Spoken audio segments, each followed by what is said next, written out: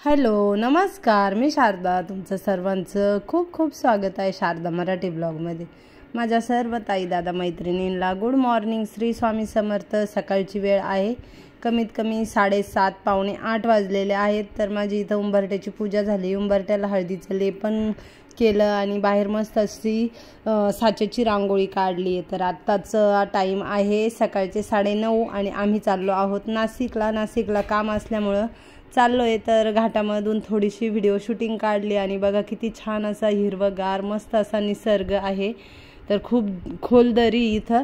आणि जाता जाता रस्त्यामध्येच माझी मैत्रीण पण भेटली. ती त्र्यंबकेश्वरला चालली होती आणि मी माझ्या माहेरच्या मार्गे नाशिकला चालले होते. तर ती पण माझ्या माहेरकडेच राहते. तर मग ती जाता जाता भेटली आणि जरा वेळ रस्त्यावरती गप्पा आम्ही मारल्या. तर ती म्हणे का घरी चल, तू इथून चालली तरी माझ्याकडे येत नाही. तर आता मी आले माझ्या माहेरमध्ये आणि ही आहे माझ्या वडिलांची भारस्कर राईस मिल. तर माझ्या माहेरी पण माहिती नव्हतं का आम्ही येणार आहे. 5 मिनिटासाठी आलो, चहा वगैरे घेतला आणि तिथून लगेच नाशिकला जायचं आहे. तर बघा किती बाहेर भाताच्या गाड्या येऊन उभ्या राहिलेल्या आहेत. बाहेर भात पण खूप आहे आणि समोर आहे माझं माहेरचं घर. तर 10-15 मिनटं पण नाही आम्ही थांबलो, चहा वगैरे घेतला, भासवंडांना भेटलो. एक भावाला तर भेटायचं राहिलं होतं, तो मिलमध्ये होता गर्दी असल्यामुळं. माझ्या माहेरी कधी 2 मिनिटासाठी जायचं असलं तरी त्यांना माहिती राहतं, पण आज अचानकच गेलो ना. तर कविता आणि दीपाली विचारायला लागल्या का अक्का का आल्या. तर म्हटलं तुमचे दाजी म्हणतात का हे तुमचं पार्सल तुम्हालाच घेऊन टाका. तर त्या हसायला लागल्या. कविता आणि दीपाली म्हणे का अक्का दाजी असं म्हणणारच नाही, आम्हाला माहिती आहे, पण ते मीच म्हटलं होतं. म्हटलं आता मी येणार त्यांना असंच सांगते का तुम्ही असे म्हटले. हे काश्यपे धरण आहे माझ्या माहेरवरून नाशिकला जाताना किंवा नाशिकवरून माझ्या माहेरी येताना.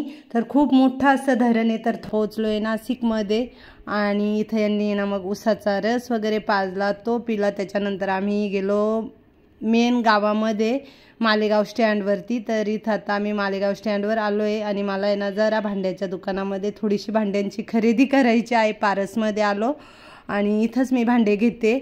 तर बघा किती मोठं शॉप आहे आणि इथे ना आता मला थोडेसे भांडे घ्यायचे आहेत. तव्वान ते घ्यायचं आहे आणि देवाचा तांब्या वगैरे. तर पूजेला वगैरे लागतो ना, पूजेची मांडणी वगैरे कलश वगैरे भरायला, त्याच्यामुळंच. तर माझा आहे ना तवा खूप पातळ झाला होता.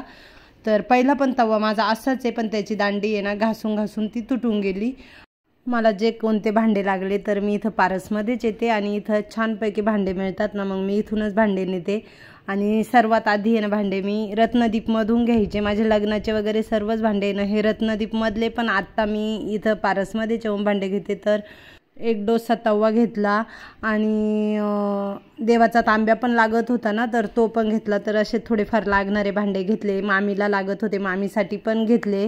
तर इथं बघा देवाचा तांब्याच बघते कोणता घेऊ कसा घेऊ वगैरे.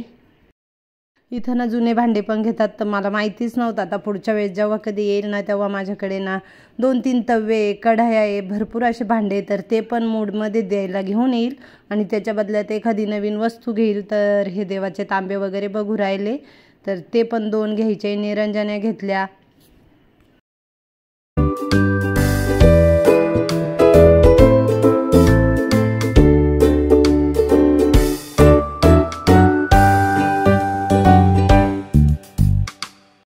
आणि आपण किती पण म्हटलो ना का आपल्या घरात ही वस्तू आहे ती वस्तू आहे, आता काही गरज नाही, पण जी गोष्ट लागणार आहे ना ती घ्यायलाच लागते. तर इथे निरंजन्या पण घेतल्या आहे. आता तिथून पुन्हा आम्ही निघालो आहे दुसऱ्या दुकानामध्ये. साहेबांना ड्रेस घ्यायचे आहेत, आमच्याकडे वेळ होता तर मग म्हटलं चला त्यांना ड्रेस घ्यायचे होते. तर ड्रेस घेतले. आणि हे जास्वंदीचे फुलं आहे ना माझ्या माहेरी खूप मोठं जास्वंदीचं झाड आहे. तर निघता ना गाडीत बसताना तिथूनच हे फुलं तोडले गणपती बाप्पांसाठी. तर आत्ता बघा ना किती त्र्यंबकेश्वर निवृत्तीनाथ महाराजांची यात्रा असल्यामुळे ना सर्व रस्त्यांना दिंड्याच, खूप भाविक, खूप नाशिकमध्ये पण गर्दी वगैरे भरपूर दिंड्या. तर मग थोडीशी व्हिडिओ शूटिंग काढली दिंडीची. तर बघा किती भाविक त्र्यंबकेश्वरला निघालेले आहेत. मी राहते तिथून त्र्यंबकेश्वर 30 ते 35 किलोमीटर अंतरावर आहे, पण अजूनही मी त्र्यंबकेश्वरची यात्रा बघितलेली नाही. आणि माझं माहेर पण त्र्यंबकेश्वर तालुक्यामध्येच आहे. तर आता आम्ही आलो आहे रेमंड शोरूमला. साहेबांना ड्रेस घ्यायचे आणि त्यांचे ना सर्व ड्रेस इथलेच असतात रेमंड शोरूममधलेच. तर आलो आहे आणि आता ड्रेस घ्यायला चाललो आहे मधी. माझ्या दादांना म्हणजे माझ्या वडिलांना आणि आमच्या साहेबांना ना रेमंड शोरूमचेच ड्रेस आवडतात, त्याच्या व्यतिरिक्त त्यांना दुसरे ड्रेस नाही वापरती. तर आम्ही आलो आहे, खूप मोठं शोरूम आहे आणि नेहमी आम्ही इथंच येतो यांचे ड्रेस वगैरे घ्यायचे असले तर. कधी माझ्या दादांना ड्रेस घ्यायचे असले ना, मी असले सोबत तर मी पण असते या दुकानामध्ये आलेली ड्रेस घ्यायला. तर बघतोय आता व्हाईटमध्येच घ्यायचे त्यांना, म्हणजे कसं ऑफिसला वगैरे घालायला पण छान असतात, त्याच्यामुळे व्हाईटमध्येच घ्यायचे. कलरचे पण त्यांना आवडतात, पण आज आम्ही व्हाईटमध्येच घ्यायला आलो आहे.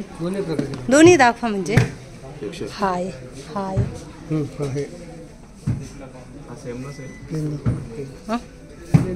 प्लेन पण दाखवा. हे बघा त्यांच्या अंगात आहे ना असा, हा इथलाच आहे. ह्या कपड्याचं नाव काय काका? नाही नाव काय, पेपर काय?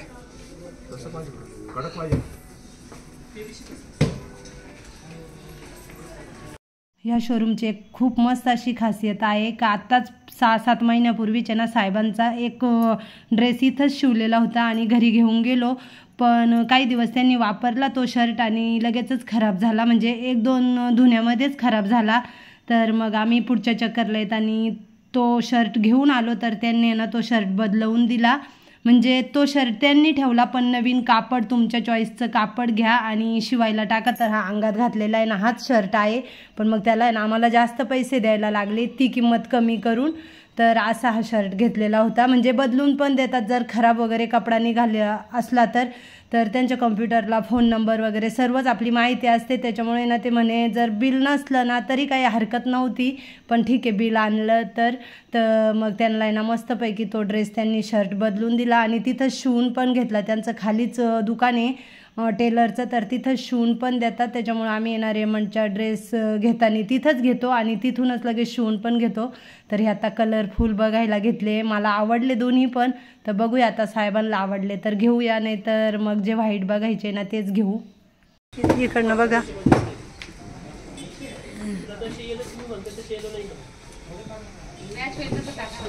ब्लॅक,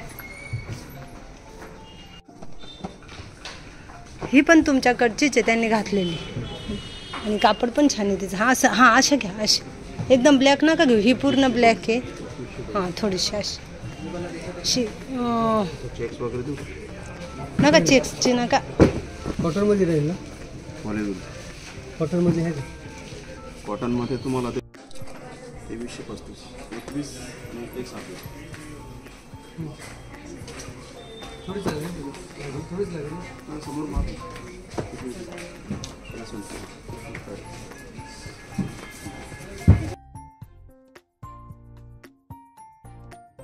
जेव्हा कधी ड्रेसचं माप देतो त्यावेळेस आहे ना खिशातले पैसे, पॉकेट, रुमाल जे काय असेल ना ते पूर्ण काढून ठेवायचं, रिकामं उभं राहायचं, म्हणजे टेलरला माप पण एकदम व्यवस्थित ड्रेसचं घेता येतं. तर आता आहे ना इथे त्यांनी खिशातले सर्व काही कागदपत्र वगैरे होतं ते सर्वच काढून ठेवलं आहे आणि आता ड्रेसचं माप देतात. तर देतील 8-15 दिवसात शिवून. आता ते म्हणे जरा गर्दी पण कमी, त्याच्यामुळे लवकरच ड्रेस शिवून भेटेल. आता जेवढे कामं आमचे होते ना ते सर्व काही कामं करून झाले, तरी माझ्या साड्या घ्यायच्या राहिल्याच. मला साड्या पण घ्यायच्या होत्या, कसं ऑफिसला घालायला लागतात. मी असं करणार आहे का जेवणच करून जाणार आहे, कारण घरी जायला भरपूर उशीर होणार आहे. रात्रीचे 11:15 आम्हाला वाजले होते, तर बाहेरच एका हॉटेलमध्ये जेवण केलं आणि तिथून पुढं घरी जाणार आहे आणि आधीला पार्सल घेऊन जाणार आहे. गेल्यानंतर मग आधी जेवण करील. तर चला, कसा वाटला आजचा व्हिडिओ कमेंटमध्ये नक्कीच सांगा. व्हिडिओ आवडला तर लाईक, शेअर, चॅनलला सबस्क्राईब करा. लवकरच नवीन व्हिडिओ घेऊन येईल, तोपर्यंत सर्वांना बाय बाय.